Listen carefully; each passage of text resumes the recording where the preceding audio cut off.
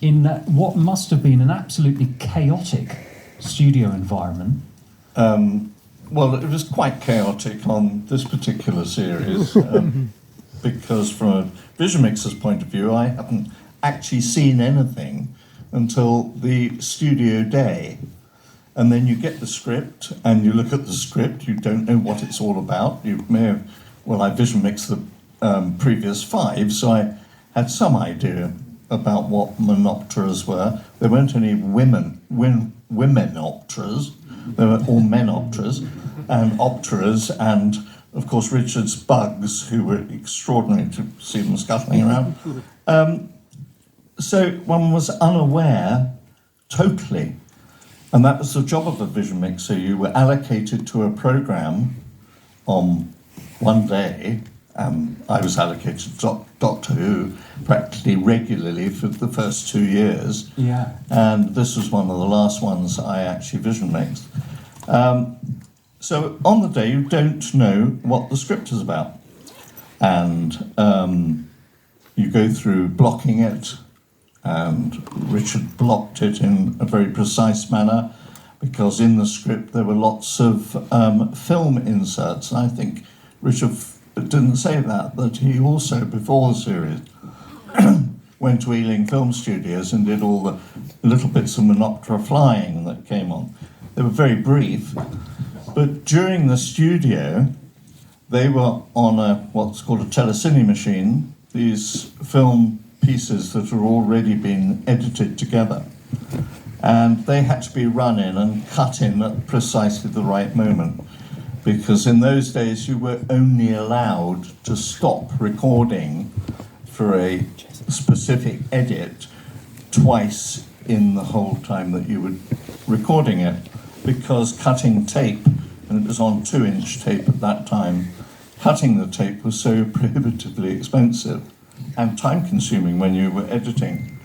So I think, I'm not sure, Richard, but I think this last episode possibly had 5 recording breaks in it because it was so complicated to do in a studio, which was possibly where we are all sitting at the moment. So a recording break is for something like moving actors, or you can't physically keep going because things are in the way. Or if something goes totally wrong. Yeah. I've known parts of sets fall over and cameras kind of get stuck or their cables get twisted.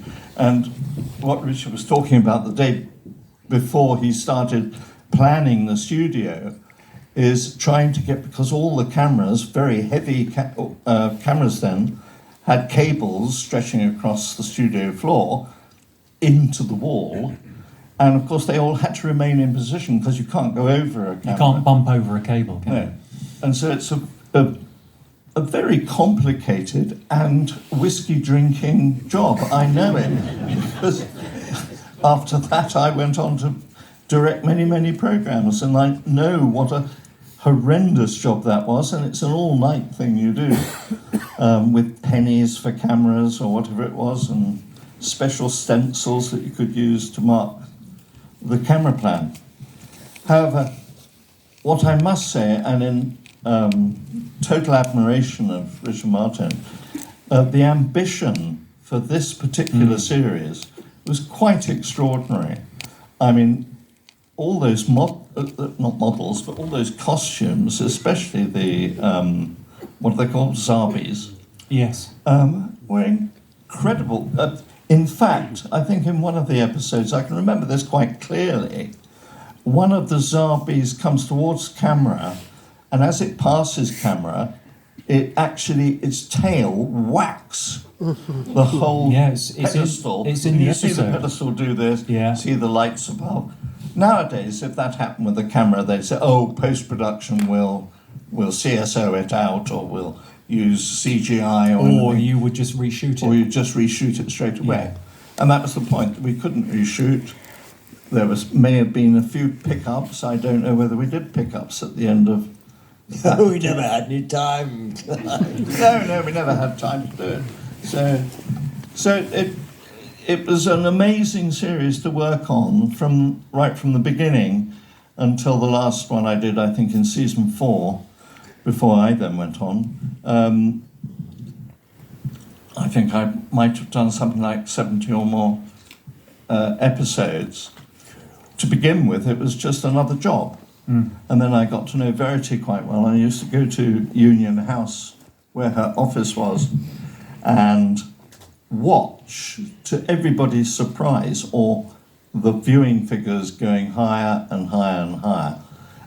Quite amazing that I think the beginning episode of this particular You're getting like 13 story, million. 13.5 million, Yeah, I think. it's astounding. I mean, that- absolutely astounding. TV audiences today would love a figure half of that. Absolutely.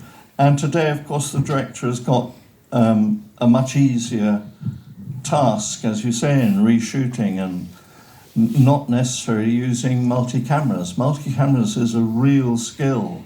And I know because Richard and I vision mixed for Richard right from the first Daleks coming on, which I think was series 3, was story 3, was it? It's story 2, the original. Story 2, Dalek, yeah.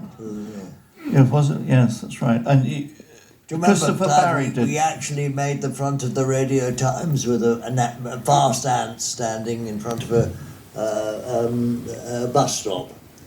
Oh, yes. Yeah. And Christopher Barry, of course, did some of those, didn't he? Yes, Chris started the Daleks. And then the Then I Dalek took Invasion over, of Earth yeah, was yeah. the season 2, which was 64 into 65. Oh, 64. Yeah. So Clive, in the live studio environment, how many vision?